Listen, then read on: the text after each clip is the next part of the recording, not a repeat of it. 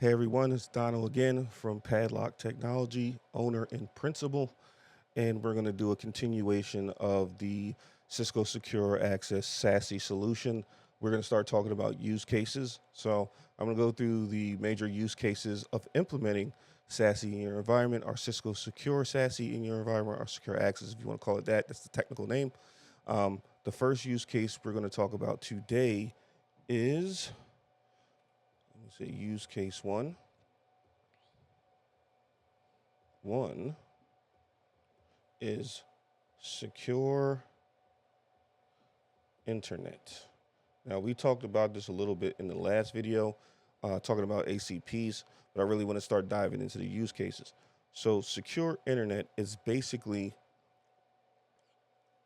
one unified policy for web access,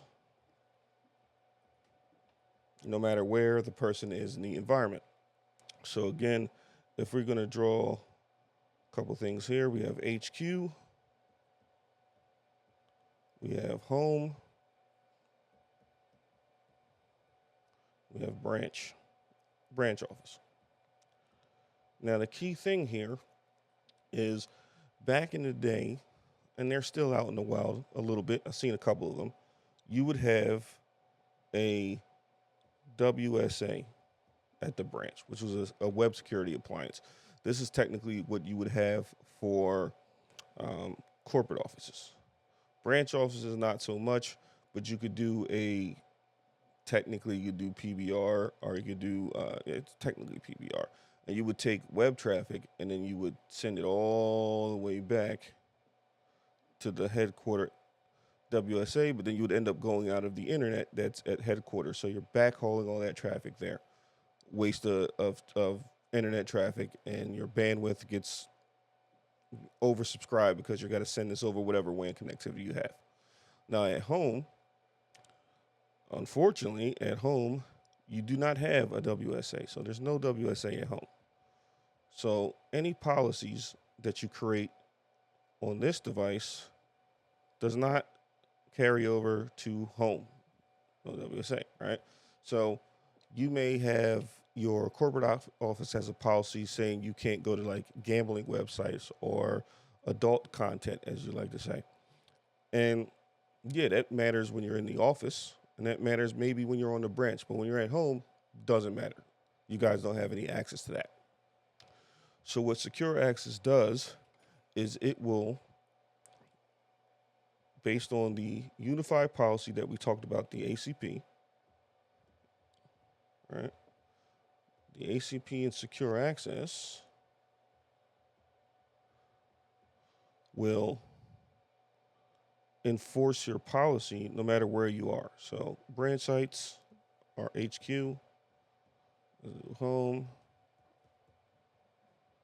Branch sites doesn't really matter, right? No matter where their user sits, they're all going to end up sending their web traffic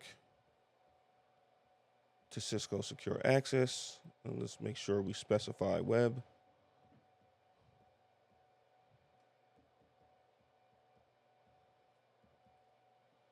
We're all going to send our web traffic to Cisco Secure Access, and then this policy does the enforcement. All right. So basically what this does is the user can't escape your web policy or your DNS layer security policy. They can't escape it. The only other way they can technically escape it is if they're using a non-managed machine.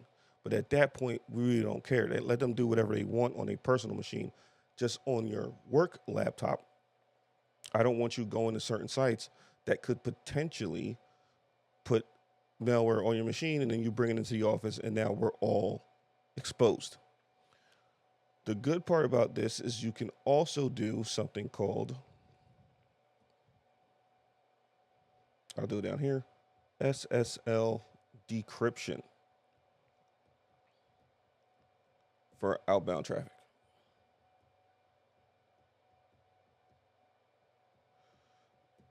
Why do you need that?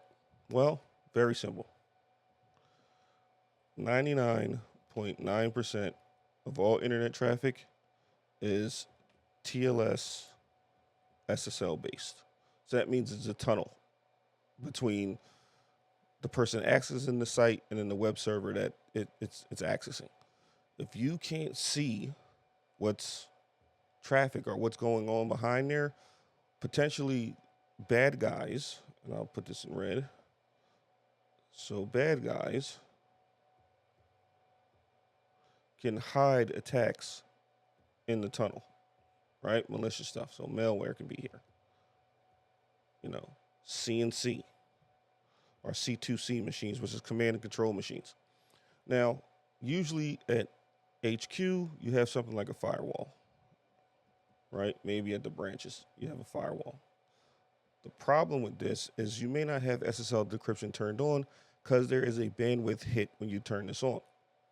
So what you would do is if you do have a firewall, you create the tunnel, and then you would do this thing called SSL offloading. So basically, the box itself is not doing the SSL decryption. The tunnel that goes to secure access does the SSL decryption for you, and then you can have your, upper layer like malware and IPS functions inspect that traffic, but it's all unified. Doesn't matter. All this SSL decryption is going to happen in the cloud, which has more resources than your firewall. And then I can also inspect the traffic to prevent people from, downloading malware and stuff like that.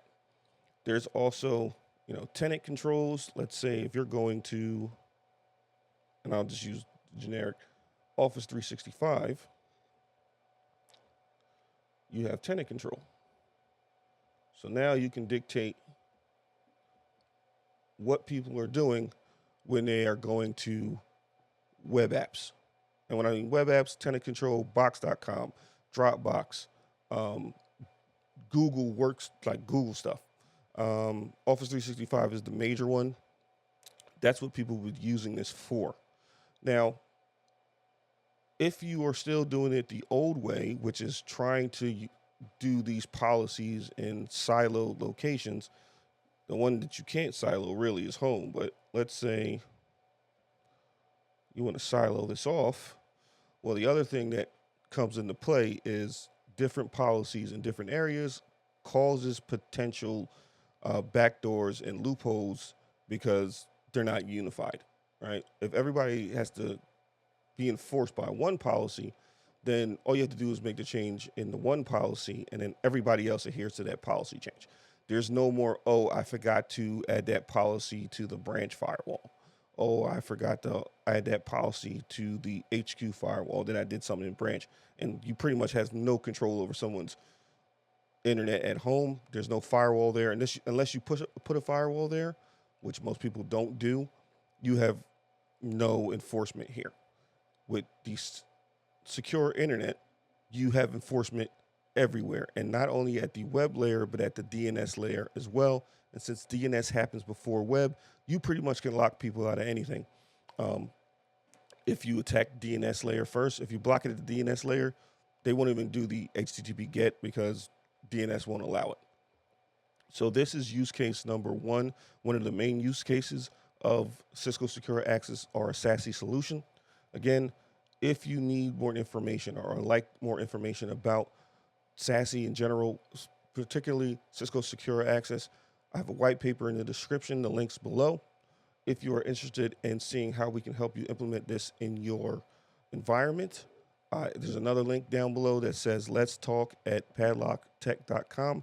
That is to start a discovery call. It's not a sales call. Once again, I can't determine right now if I can even help you without actually discovering what's going on in your network.